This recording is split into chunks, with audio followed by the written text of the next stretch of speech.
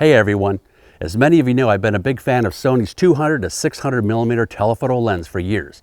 And I talked about it quite a bit in my wildlife cinematography masterclass a couple of years ago. It's my favorite lens for the FX6 and the one that's mounted on my camera at least 90% of the time.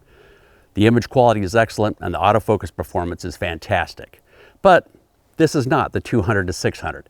This is Sony's new and very similar looking 400 to 800 millimeter, which gives me 33% more reach on the telephoto end. Now, I'd been thinking about getting one for a few months, and after trying it in person at NAB this year, I finally decided to pull the trigger and get one for filming wildlife during my travels this summer.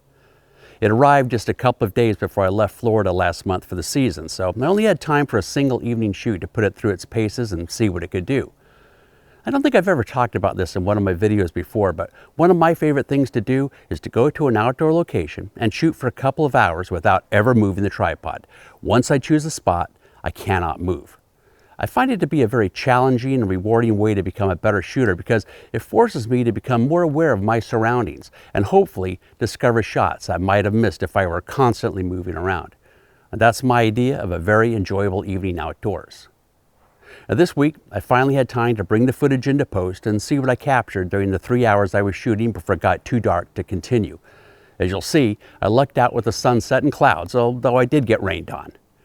Overall, I think the footage looks quite nice, and I have no doubt some of these shots will eventually sell as stock footage and help make a dent in paying for the new lens.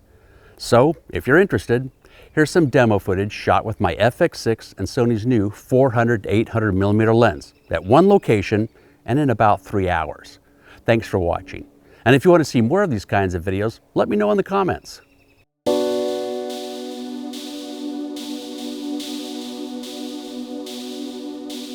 Thank